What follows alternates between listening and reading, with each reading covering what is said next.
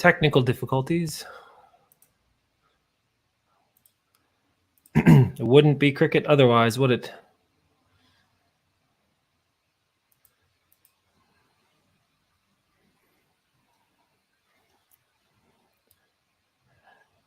All right, those of you who are here, sorry for a late start. LinkedIn does not like me. Bill, I see you there. Hello, welcome to the party. Jess, hi, fantastic, glad to see you.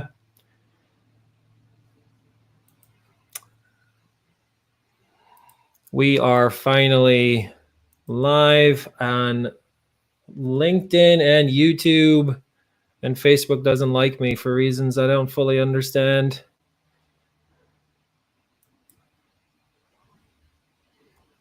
We may just roll without Facebook.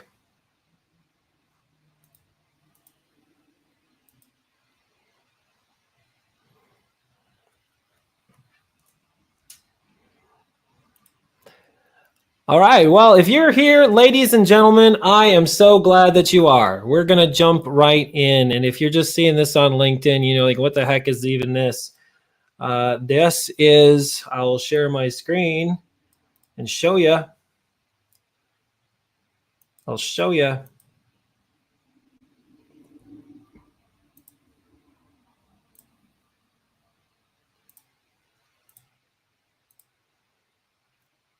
This is what you're watching. Building your own MSP Vanguard. Recruit, hire, train, manage, mentor your own business development team. I am not a death by PowerPoint kind of person, and that will not be what you experience today. That is my commitment to you. I do have some things to show you that are on slides, but I will try to keep that brief and minimum for the most part. But the agenda, this is what I want to, these are the weeds that I want to wade into with you today. And as you can see, a lot of it's pretty high level. I'm going to share some experiences that I've had in the past that kind of led me to where I am today, and some of the experiences in business development that I've had. We're going to define a little bit what it even means to kind of do some of the things that we're going to talk about today. What it's not, by going into roles and responsibilities a little bit. What you should measure these types of initiatives by, and what success looks like. Some of the big roadblocks and obstacles that y'all are going to face and are already probably facing to some degree. And then the last 2 points are probably where the most practical stuff I anticipate will kind of bubble forth. Here I'm just going to kind of lay out for you in as much detail and practical detail as I can, if I were in your shoes, what I might do, what I would potentially recommend. And then something exciting that I want to share with you folks here a little bit later. But that's the goal for today. And for those of you who are just now trickling in, MSP Vanguard, how to build your own. What even is it? So that's what we're going to jump into today. I've blocked off the hour. We may not need all of it, but I hope that you guys find this meaningful and useful. And if you have questions, do not be shy. Drop them. I know I'm actively monitoring the LinkedIn comments, and I think Jess and Luis maybe also are. So let's kind of take a peek here. Yeah, we got some folks here on the call. So good. So I want to start off by sharing a little story with you. And I promise there's a point to it. There's a point to it. I grew up in a small town in southern Minnesota, mostly a rural community. I don't know that a town with a population of just over 300 is much more than a rural community, but that is where I came from. The local county seat was the nearest large town, and a large town in southern Minnesota is maybe like 10,000 people. So pretty small.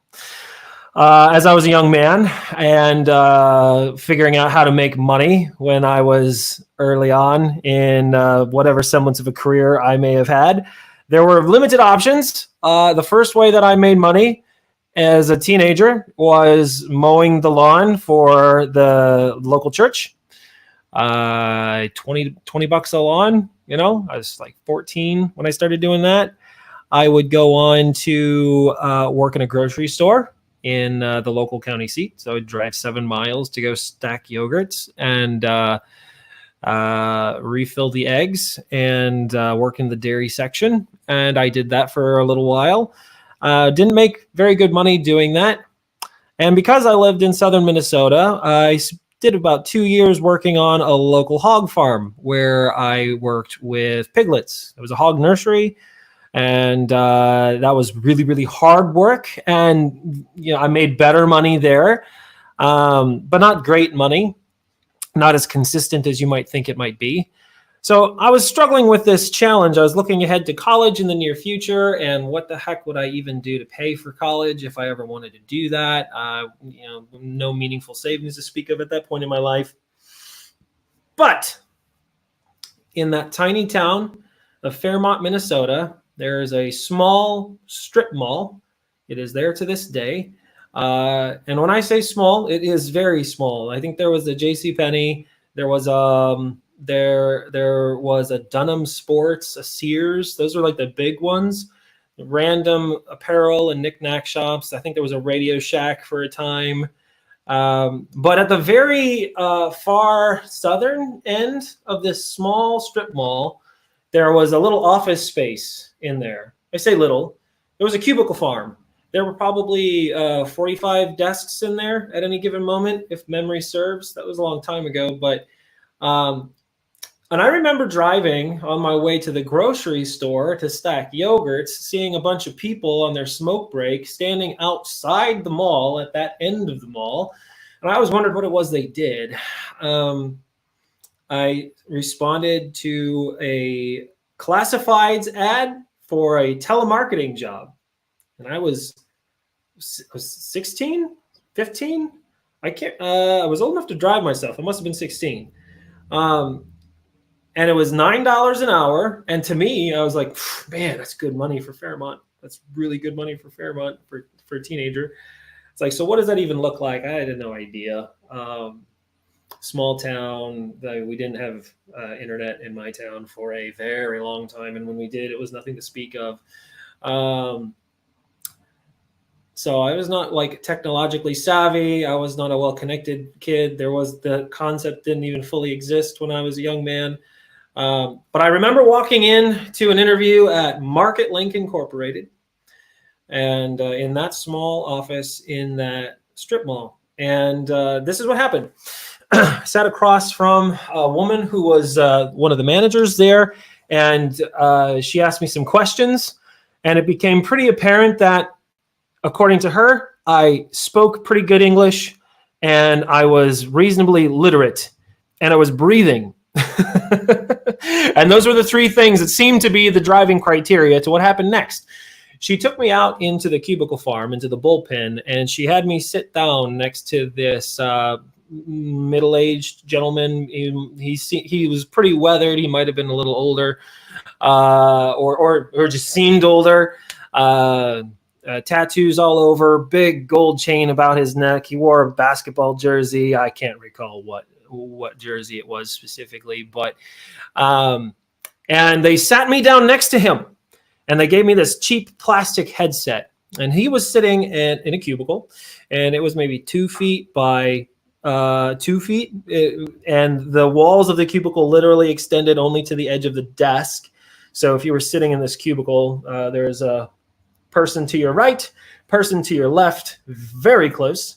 So I scooched in my chair and I put on my headset, and I was able to listen to this guy take calls. Now, Market Link Incorporated, they were a third-party telemarketing agency, and they had contracts with a lot of the big providers, Comcast, Charter, DirecTV, Dish Network, and it was basically a service to sell cable, phone, cable, internet, TV, the whole thing.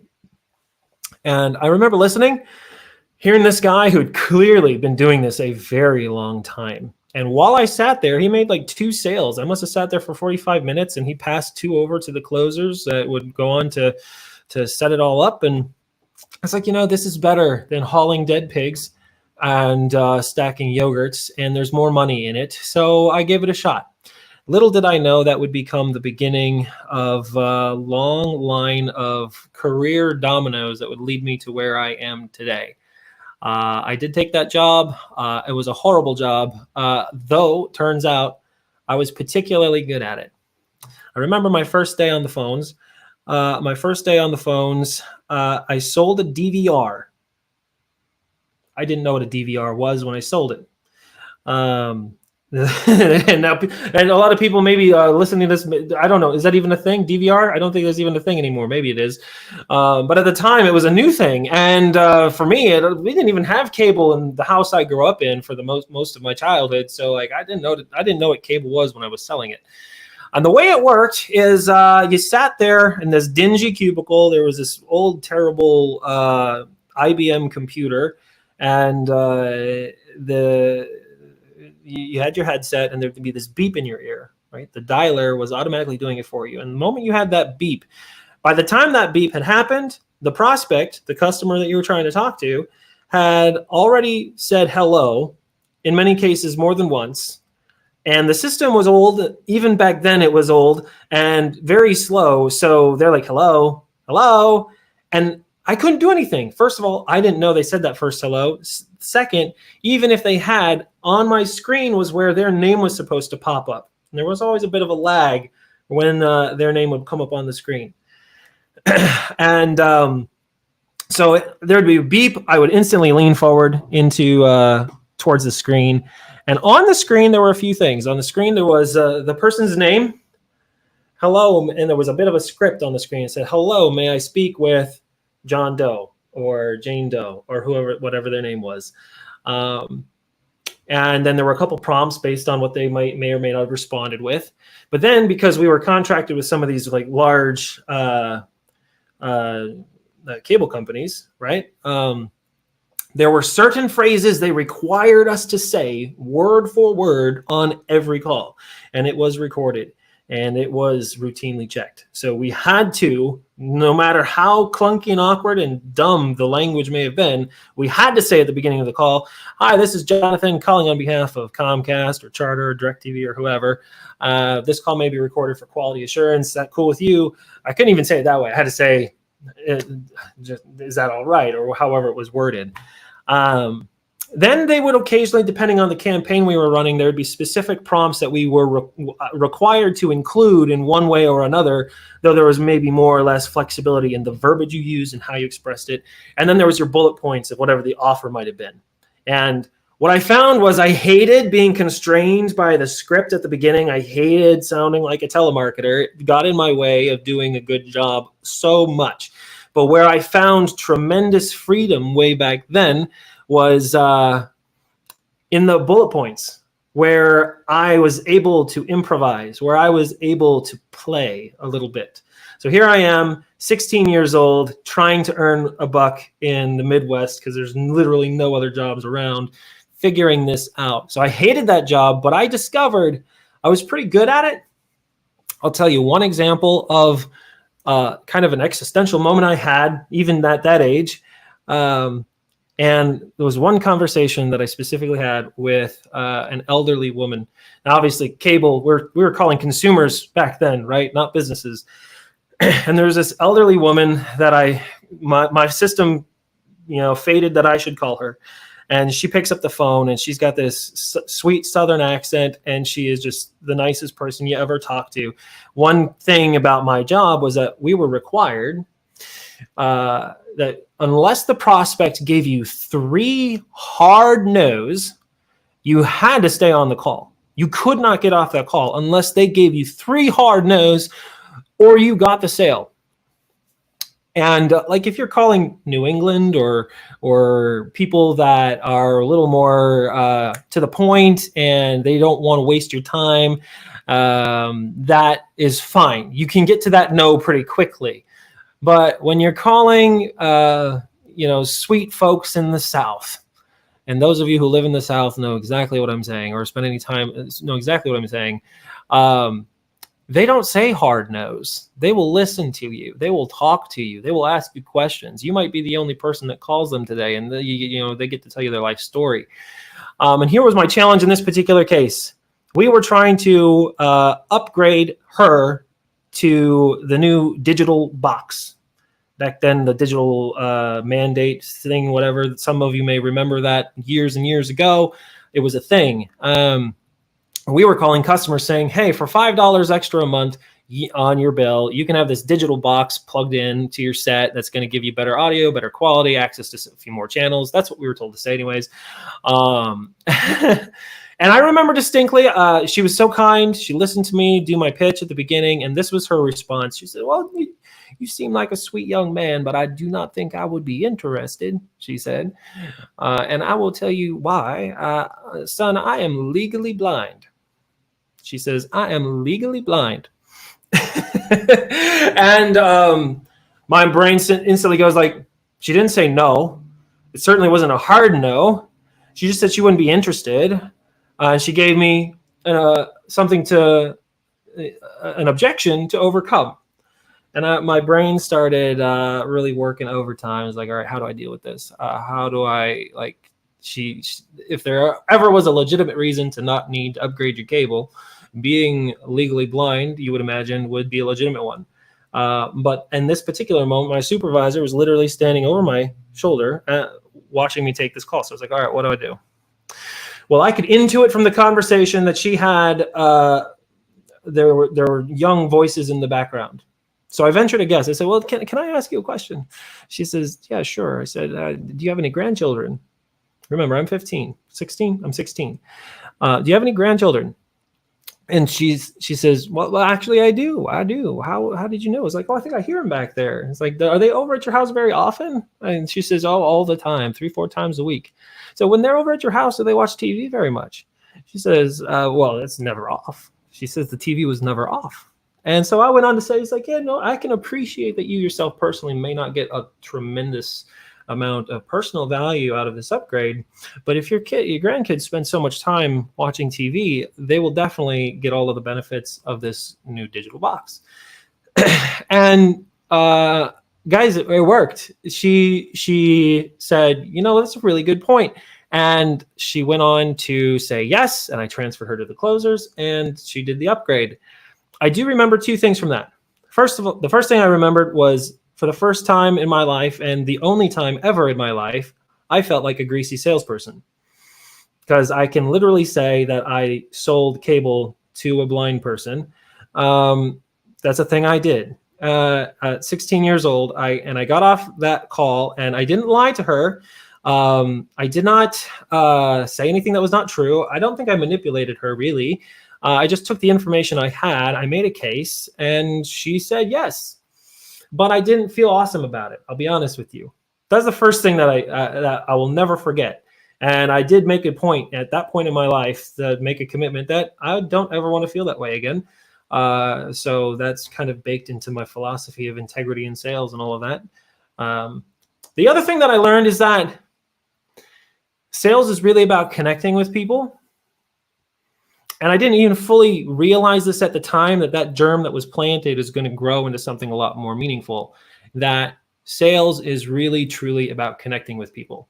So here we are about 23 minutes into this conversation. I've shared a huge story with you about how I got into business development, quote unquote.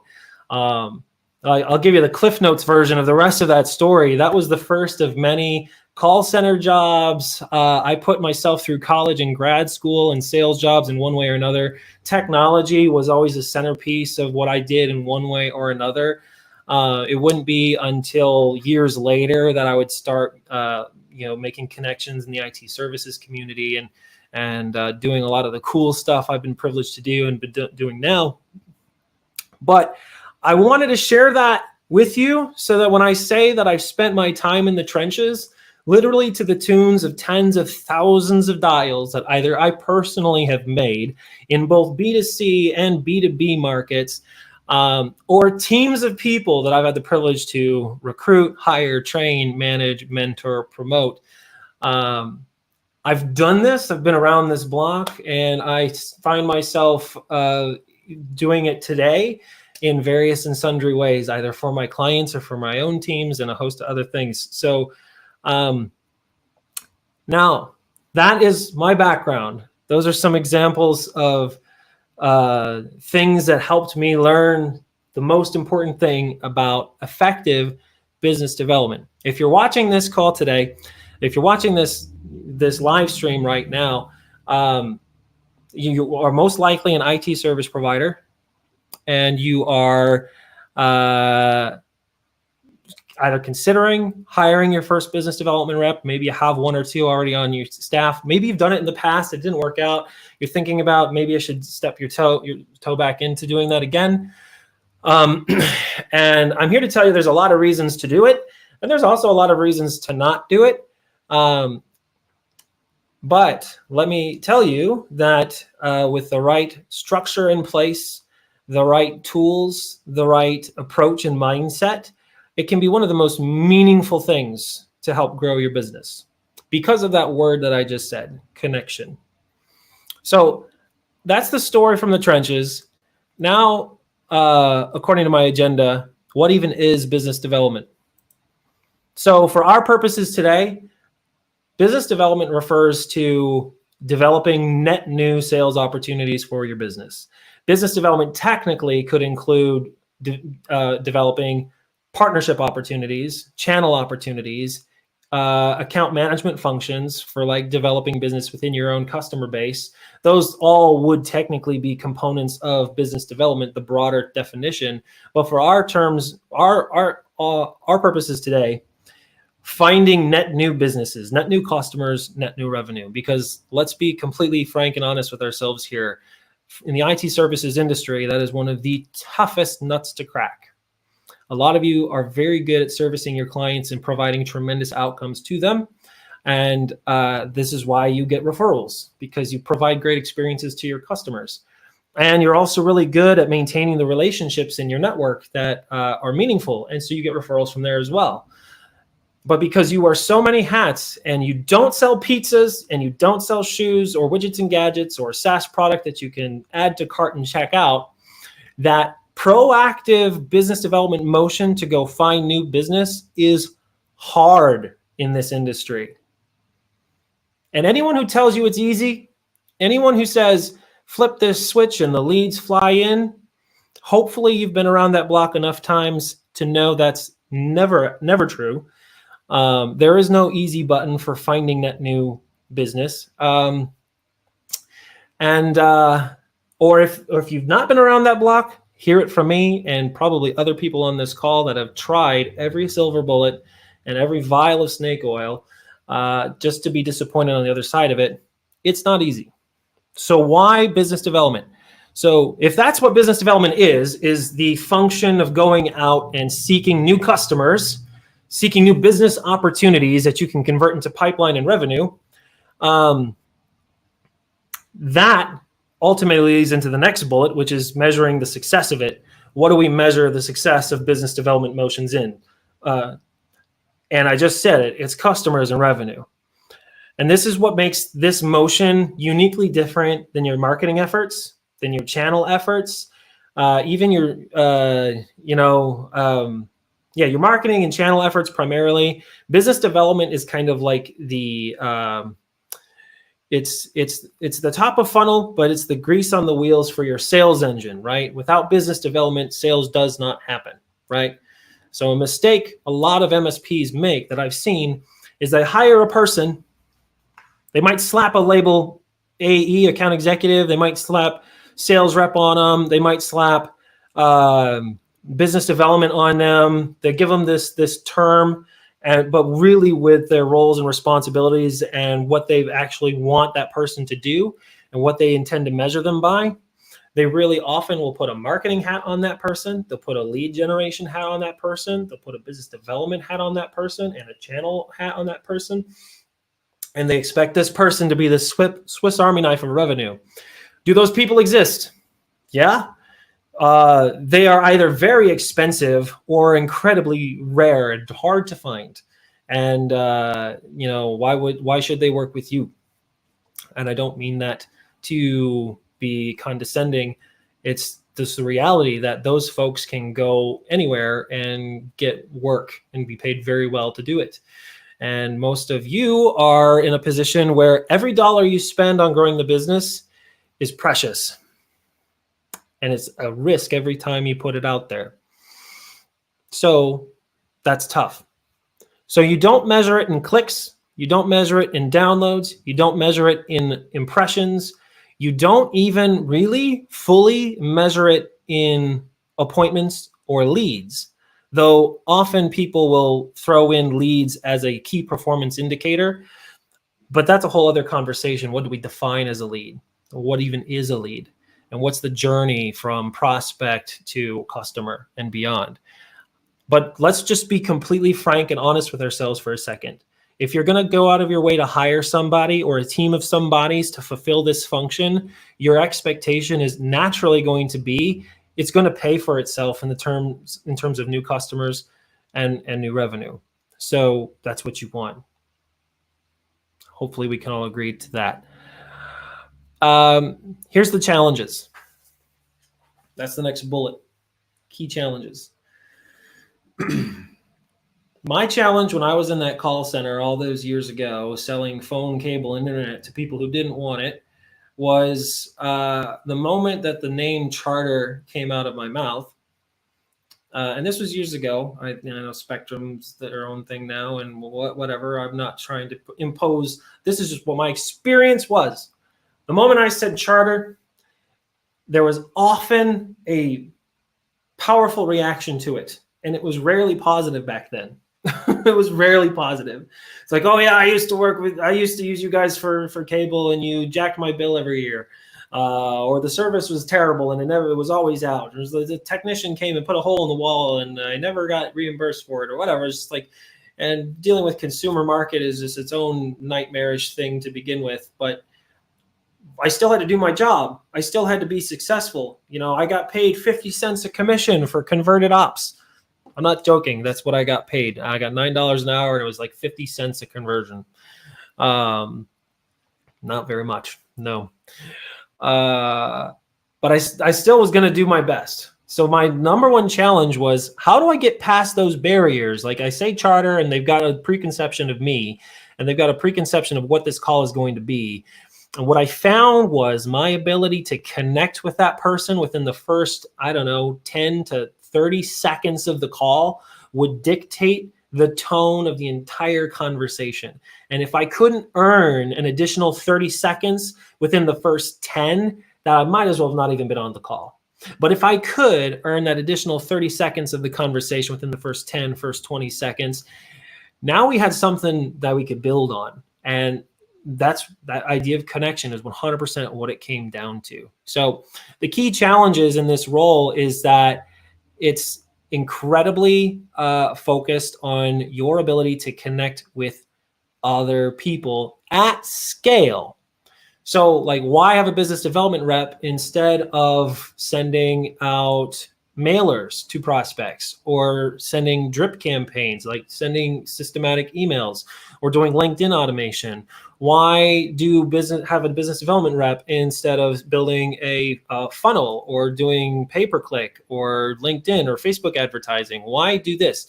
Well, the real reason to do it this way is because what makes a cold call different than all of that other stuff is the human. Frankly, it's the human. So the fastest way to earn the mental real estate of the prospect, in my experience, is through authentic, physical, human connection. Authentic, physical, human connection. And you can't really do that without a human. People have tried, and AI is trying real hard to replace humans, but I don't think we're there yet. And I try to be open-minded about all these new technologies, and I even use them to some degree. But I still would rather stick my hand in the face of a prospect, shake their hands, be close enough for them to smell my breath and look me in the eyes and have an authentic, physical, human moment than send them an email. Because you will earn much more mental real estate with that prospect through sheer physical proximity. which is why calling isn't dead. I'm not saying it's easy. There's a lot of reasons cold calling is harder than it's ever been. But it's still, in the hands of the right person, can be incredibly powerful. So this comes into one of the key points as we transition into brass tacks. The first brass tack, and this one is one of the most practical things that I can give you. None of it really matters. None of the tools, none of the systems, none of the process, none of the verbiage, none of the words they say, the tools you use to build your lists, the people you call, none of it really matters if the person behind it cannot connect with the prospect. So when you're recruiting of this individual, as you're hiring and looking for this person or these persons, you need to go in with high intuition and find a person who naturally, with little to no effort, can throw themselves into the arms of a stranger with utmost comfort and no care at all, and collide and connect with that person.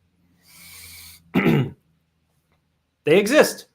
No, that does not necessarily mean you have to go hire an extrovert versus an introvert. Actually, I am introverted, and I think I'm pretty good at this. You need to find somebody that rises to the occasion, somebody that's got a little bit of an entrepreneur deep within them, that if you fan it right and foster it, it can grow into like an incredible, powerful force that will not be denied. So all the difference between hi, this is Jane with XYZIT. I need to speak with Jim. Is he available? Hi, Jim. This is Jane with XYZIT. So I just was wondering what you guys are doing for supporting your employees over there at wherever you are. Now, you've all received calls like that. That's a real thing that happens. Versus someone that comes in with dynamicism and enthusiasm and charisma and confidence. The easiest low-hanging fruit example of this is somebody's ability to get past a gatekeeper. So like a receptionist or somebody that is the person who answers the phone is not who you need to talk to.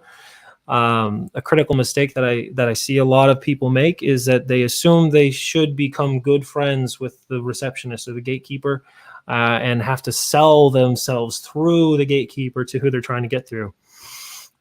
When in my experience, the best way to get through a gatekeeper is to just go in with utter confidence and ask for what you want. Don't over-explain. Don't over-speak.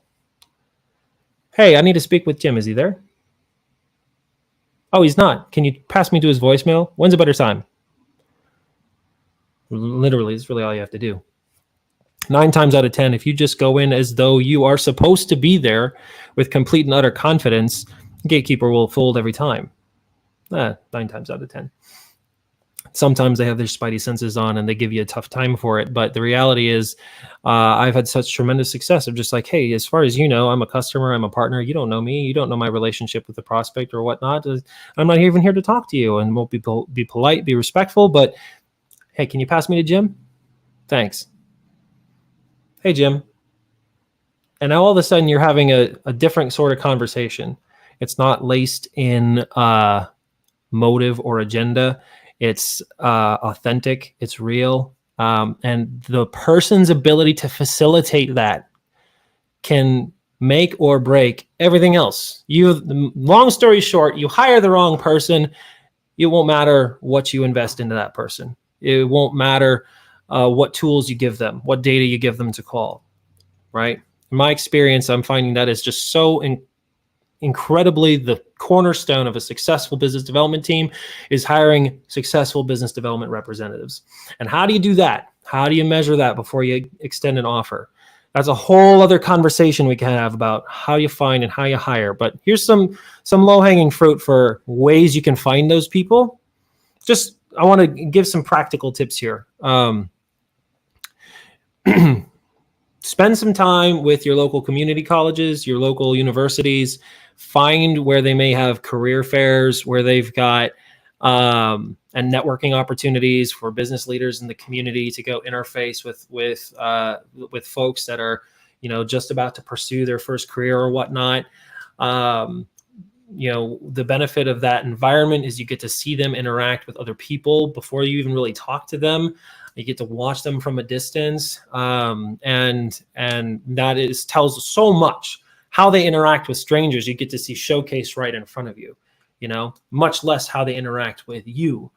That's one thing that I would do. And of course, wherever these types of folks hang out, sometimes there's different networking events in your community where people are seeking jobs and whatnot. Those are good things to do too. But local universities and colleges and whatnot is a gold mine for finding people that are looking for their start into a meaningful career where there's actual opportunity.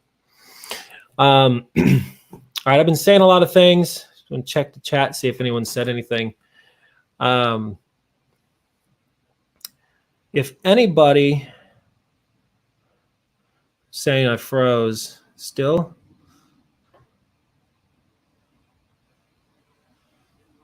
seeing a note that maybe I froze.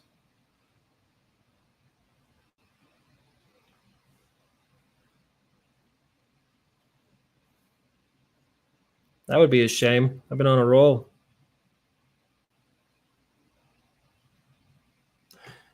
If this did freeze at any point, I believe my streaming platform will have the recording on the back end, so I'll be sure to get this out to people. So what else? Yeah.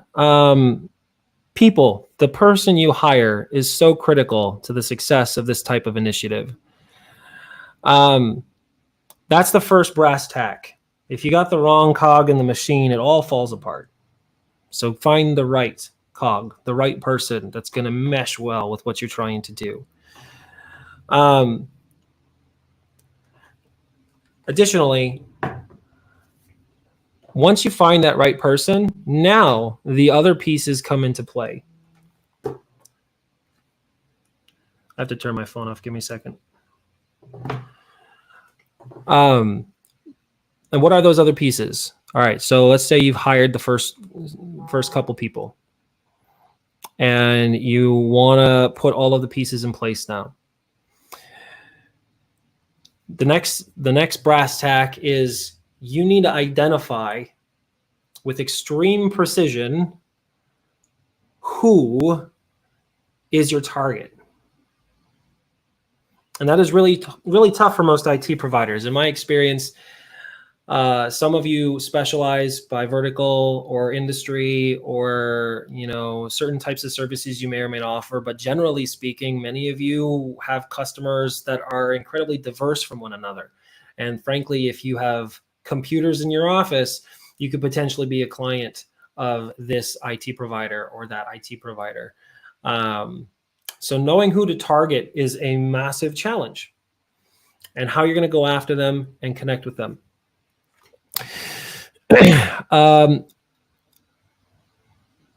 So the person, who you're going to target, and how you're going to go after them. Now, the next thing.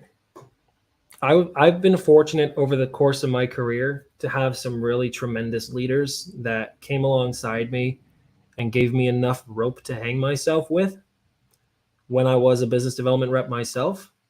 And what I mean by that is a clear path was shown to me for what success looks like.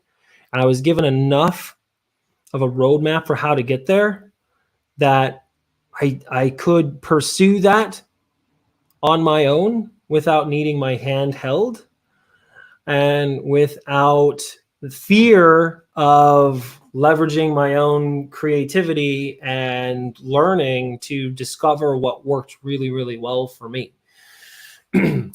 So there were two parts to that. There was an accountability system, and the places that worked most effectively to help foster that for me, there was some level of accountability where weekly I was in front of leadership, sharing what my experiences have been, what was working, what was not, demonstrating what was how we were performing, where things were not working. And that was one part of it. But the other really critical part of it was that I could go into leadership and be heard. Be heard. So if anyone's ever made a cold call, it's one of the toughest things that you can do in sales, especially like Finding sales opportunities is one of the toughest things. Some people love cold calling, but like it is not for the faint of heart to sit down and make 100 calls in a day. And unfortunately, there's this like psychological assumption that that's an entry level job, and that we're going to give that to someone with little to no experience and still developing professionally, and we're going to expect them to just crush it. And what happens? They get burned out, they get frustrated, and they don't have the oxygen they need to really breathe and thrive in that world. So what is needed there is leadership that can come alongside them and lift them up and give them a space where they can be heard, where the things that they experience every day are not like discounted, disregarded, looked down upon. Like the work that they do needs to be precious to leadership. And I'm telling you, if you have teams of business development people, you better be taking care of them. You better be making sure they feel like they are the rock stars that they are, because frankly, without that top of funnel activity, you have nothing. So if you invest in these people and you give them the opportunity to really spread their wings and to be heard, and you spend the time that it takes to cultivate a culture of growth amongst those people, they will reap dividends for you in the organization, and for themselves. They'll have an experience they can be proud of and be grateful for, and then you can see the progress you're looking for on the back end. So as we're wrapping up here, we only have a few more minutes left before we're done with our time together today. But I wanted to transition into a bit of an announcement. I spent a lot of time telling you about where I came from. I spent a lot of time telling you some basics that will hopefully help you as you're thinking about doing it yourself.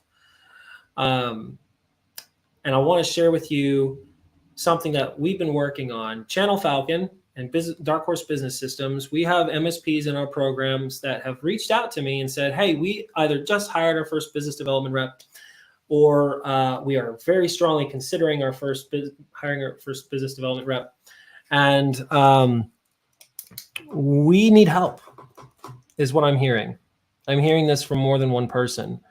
So what I'm sharing with you today is actually not something I was expecting to be developing and building out this year. This became something that I worked on to share with you more out of necessity, other people's necessity. Like there's folks that need help with figuring out how to build these things out and run them and manage them and do it well without destroying their budget. So I got to be thinking, how would I do this? And I have an idea. And it's more than an idea. I'm sharing it with you today as a public announcement of a new thing that we're working on. So those of you who know me and know the things that I'm doing, there is Dark Horse Business Systems, which you see on my hat. And for those of you who don't know what that is, I do sales management consulting, revenue operations consulting, do outsourced lead generation to a degree, business development, those types of things for certain industries and technology markets and whatnot. That's a smaller focus for me these days, is this hat. Those of you who've seen anything about Channel Falcon, that's my baby. That's the new kid on the block that's doing tremendous things and finding sales opportunities for MSPs. And if you don't know what Channel Falcon is, and you are an IT provider looking for sales opportunities, I highly recommend that you talk to me about what we're doing, because it's really cool. But this is the third. It's the Dark Horse Business Systems, Channel Falcon. And now I'm going to share my screen and share with you for the first time publicly this new idea.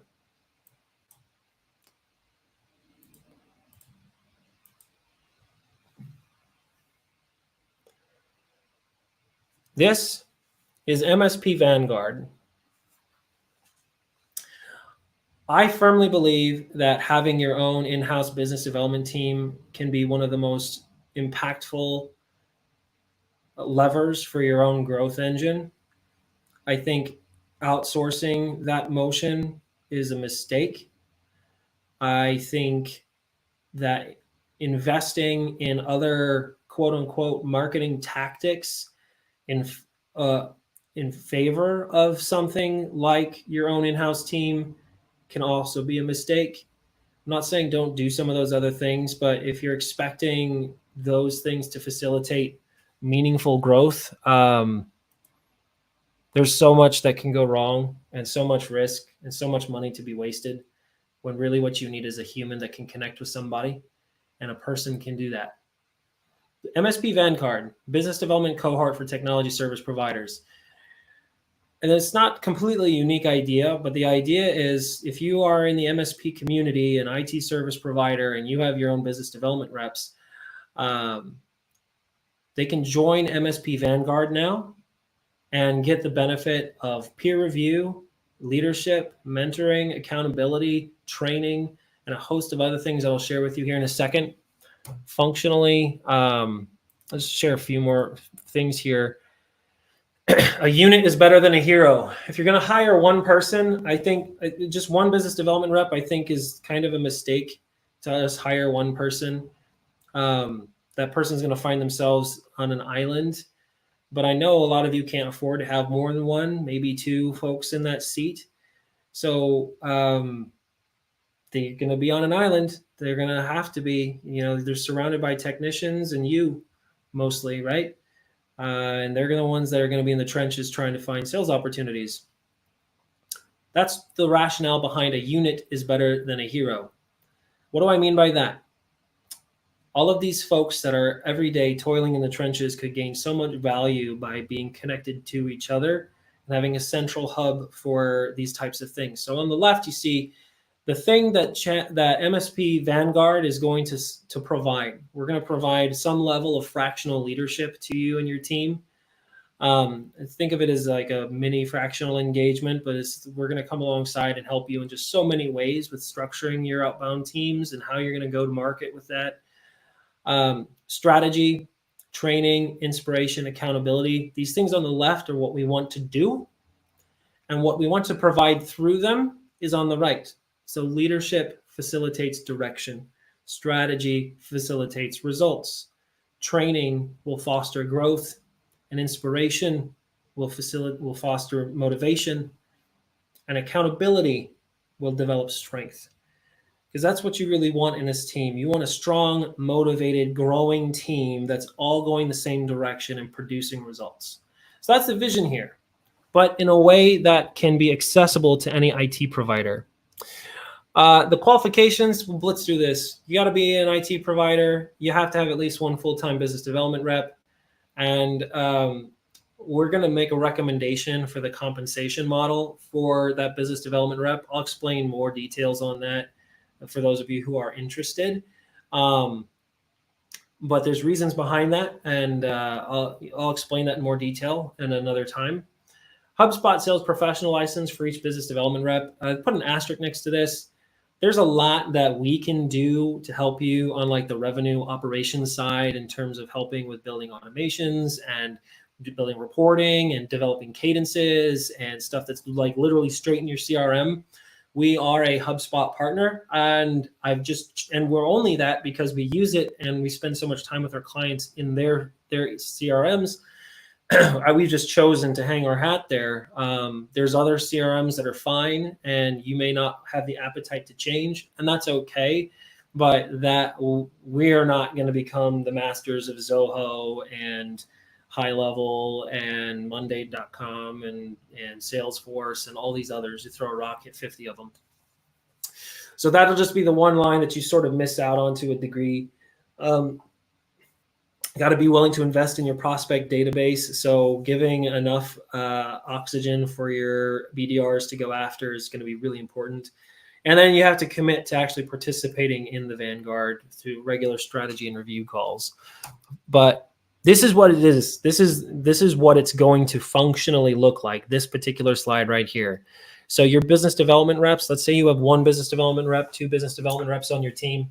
Twice a week, they're going to get on a stand-up call with me, potentially other folks on my team to help facilitate this. But that's going to look like, hey, what did you do yesterday? What do you have going on today? And is there anything that you need help with? how can we support you? How can we encourage you? How can we help you overcome whatever this obstacle may or may not be, et cetera, and give everyone an opportunity to have a voice to that in that context. Twice a week, twice a month, we're going to have one-to-many training sessions. And these are going to be like, let's roll up our sleeves. Let's talk about objection handling. Let's talk about getting past the gatekeeper. Let's talk about how you effectively connect with the prospect. Let's talk about, just personal professionalism, how you can organize your time better to be more effective. Just all of these things that are so critical for people in this role to really fully understand and get access to that kind of training. We'll do things like reviewing calls with them, their peers be able to review each other. Obviously, some level of one-on-one coaching ad hoc as we're able to. We're going to chuck all of these folks into a messaging app called Band, where they're going to have instant access to me and my team. So if they're on a call with a prospect and they need quick help or a quick answer to a situation, be able to send a message directly to me or someone else on my team and say, hey, I wasn't sure how to handle this, or I'm on the phone right now. What would you suggest I do with XYZ thing? And that alone is a tremendous value. And then a host of other things that you see here, but the long and the short of what you see on this slide is basically helping you build out the nuts and bolts of what will be needed to get the machine built and keep it well oiled on an ongoing basis. Now, I want to be clear about something. This is not outsourcing the entire management and responsibility of maintaining your own business development team to us. We couldn't do that if we wanted to for more than a handful of people. This is meant to be more of a really strong supplement to your own approach to training and managing these folks. So you're going to learn a lot, those of you who are going to be responsible for training and managing these people. And we're also going to provide you with like tremendous resources to help you. An example will be, let's say one of your business development reps, they're in a training call with us and we're going through weekly KPIs together, and we identify that, oh, this particular rep has a systematic issue in this area or that area, and they're struggling. What me and my team will be able to do is kind of build out, we'll try and help them to the best of our ability, but we can create an action plan that we deliver to you and say, hey, this is what we're seeing. This is what our recommendations would be. And here's what we suggest you do next. So this is functionally what the Vanguard will consist of. And then finally, to give you an idea of what it would cost, because I am just so tired of seeing, people claiming they've got the silver bullet to growing MSP businesses, and then, throwing out high ticket solutions that don't really deliver. One of my commitments to all the things that we've been working on is to always keep things affordable, keep things scalable and reasonable, but also keep things interesting. So here you see it, $800 a month for your first business development rep. And as your team grows, $100 additionally for each additional business development rep. And then if you happen to be a Channel Falcon partner, you get a $300 discount off of that monthly. If you'd like more information on Channel Falcon, please reach out. Happy to tell you more about it. But that is the long and the short of MSP Vanguard. All right, we have about 6 minutes before the top of the hour, and we're going to be done. And I'm not sure if I've lost any of you or how many folks are still around, but I'm here to answer any questions you might have, and how else I can be of help to you. If you want to be considered for MSP Vanguard, if you want your business development reps to participate, what I need you to do is either email me or send me a direct message on LinkedIn. And all you got to do is say the word Vanguard in that message. And when we've got the application stuff all in order, we will send you a link so that you can go through the application process to be considered to be part of the Vanguard. That's it. I hope you guys got something valuable out of this. I'm rooting for you, and we'll catch you all next time. Take care, everybody.